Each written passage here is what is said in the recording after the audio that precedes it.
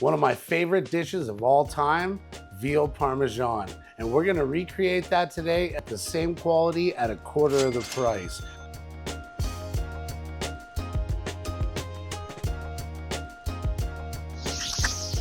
Welcome back to the Chef 2K's kitchen. Today, I'm gonna show you how to make pork parmesan.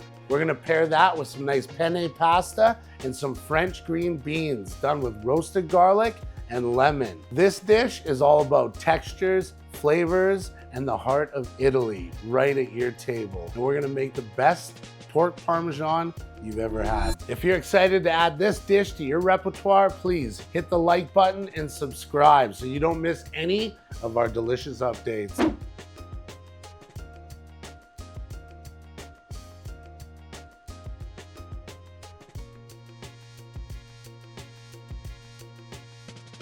First thing, we're gonna set up a breading station. This is simple, guys. We're gonna use some flour, eggs, breadcrumbs. I like to use Panko. It gives you a nice crispy texture. I love it. So here we go. So we'll set this up.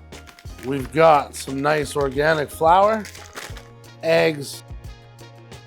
Perfect. It's all mixed nice. Panko. I like to do a little layer on the bottom. Now let's get our pork ready. So we'll start with some saran wrap. Cover your surface. I'm gonna go right under there so it doesn't move. Take our pork. You see that? Mechanically tenderized, so you see it's punched like that. We're going down on that. Then we're gonna grab this over top. Now we have some fun. We're gonna pound this out. So we don't wanna hit this too hard. You're gonna use the flat part. Do not use the teeth. You'll chew it up. So the flat part, start in the middle. We're just lightly pounding this. There it is. See how much bigger it is? It's got some thickness, but not too much. So we'll stick it back down on the cellophane for a moment. We're gonna hit it with some salt, press that in. So we're gonna get both sides right. We got salt and pepper on that side. We're gonna get the same amount on this side. Not too heavy, it's thin, so don't over salt it. Let's get a good look at this. That's perfectly seasoned. All right, let's bread it. So this is the order, guys. We get it in the flour. We cover the whole thing. Make sure there's no spots without flour. So that's perfect. See that? Into the egg, same thing. Got to coat the whole thing in egg. Make sure there is not a single bare spot on that cutlet. Bring it up. And then we're going into the breadcrumbs. We're gonna lay flat down on our layer. The panko, go back over top. And this is almost part of the tenderizing process, is we're gonna take our hands and we are gonna press it in. It's gonna make the ear bigger, our pork piece. Wham. So you saw what it started out like, and you can see now what we're working with. That's a big piece of pork parmesan. So that's about $2 worth of meat right there, guys. Okay, now we're just gonna put this on the grated tray here so it has time to breathe. We're just gonna set it in the fridge for about 10 minutes. That's gonna help make sure that the breading bonds to the meat. We've fired up our cast iron pan. It's on a very low heat, but when using a cast iron pan, especially to sear meats, it's important to get that pan heating up early on a low heat, just so it gets that heat, it holds it. Obviously, we're gonna turn it up and get that oil nice and hot before we put the pork in, but preheat your cast iron pan. Okay, now we're gonna get our cheese ready. The cheese is the most important part of this dish. I like my cheese to have that pizza stretch, but we want flavor. Mozzarella is a delicious cheese. It's got a great texture, but it always doesn't have the best flavor. It's kind of bland. So my combinations here is we use a provolone, we use a fresh mozzarella, and then we top it off with a Parmigiano Reggiano. We got our fresh mozzarella. Okay, we're gonna grate up a little bit of provolone. Let's use that regular cheese grater side, nice and easy. Okay, so we've got that pile. And then the third pile we're gonna make is a very important pile when cooking Italian food. It's a Parmigiano Reggiano. All right, here we go. This is our combination of cheeses, and let me tell you, it's amazing. All right, we got the pork parm. It's set in the fridge. Everything's gonna stay on. Once that oil reaches the smoke point, pork goes in. We cook it about 3/4, maybe a little under. We're gonna finish the rest of it with the sauce, the cheese in the air fryer. So watch your pork cutlet. You see the edges of it to start to get that nice deep brown crisp. We're getting close to flipping it. Obviously, when you go to flip it over and take a look and make sure it's where you want it to be. All right, let's have a peek. See that, guys? That's pretty much perfect. Let's give it about another 30 seconds. That's looking great. All right, now we're gonna quickly throw our pasta noodles in. It's about 13 minutes to al dente. You do not wanna overcook your pasta. To me, there's nothing worse than soggy, slimy pasta. That pasta needs to have that al dente bite to it, so I'm checking it after 12 minutes. I can smell that cutlet and it is done. Look at that beauty. We're sticking on the grated pan here. We're gonna let it rest. We're gonna build it into the air fryer. Okay, cutlet's ready to go. It's about 3/4 of the way cooked. We want it that way because we don't wanna overcook it when we're melting the cheese and putting this all together. So we're gonna finish in the air fryer here. We're gonna build it in the air fryer basket. We're gonna let it do its thing. We'll pull the air fryer basket out. Cutlet in there. Might be a little big for the air fryer, but we're gonna make it work. It's gonna be beautiful. Okay, now we're gonna build the Parmesan. So we're gonna start out with my marinara sauce. This is my marinara sauce. I've made it on my own. I always have extras. We'll do another episode. I will show you guys how we make that marinara sauce. But for now, you can see we're using homemade marinara sauce. Much better than using a jar. So we're gonna take a ladle and we're going right in the middle. We're not spreading this over. This isn't a pizza.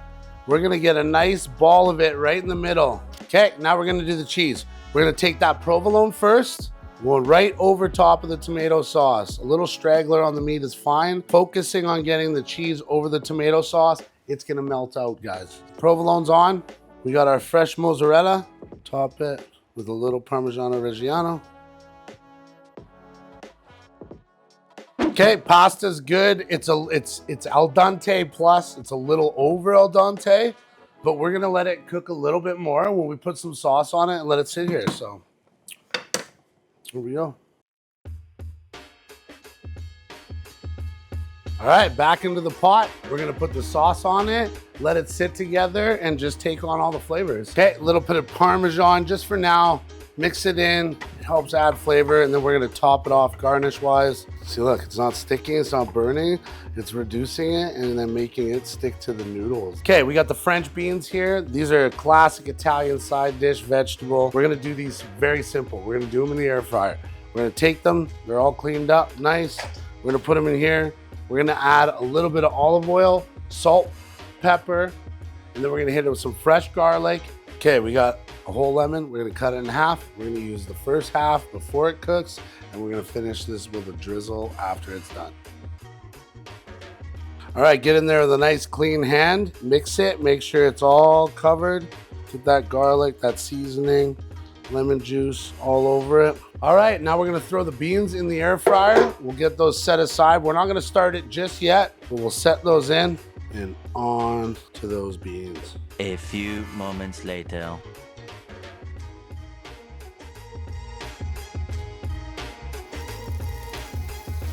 Put a little bit of Parmesan for its last minute or two in there. Okay guys, pork parm I think is done. We're gonna open it up and check. Let's take a peek and see what we got in the air fryer. Bang, that's it.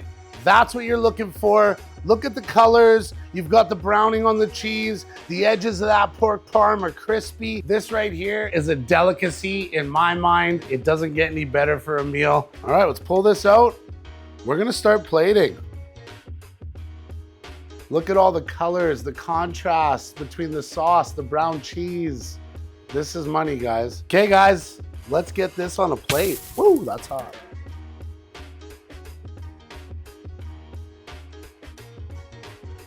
All right, we got the pork parm on the plate. It's perfect. Now we are gonna get the sides together. We got the pasta over here, and we got those lemon, garlic, green beans. Let's do it.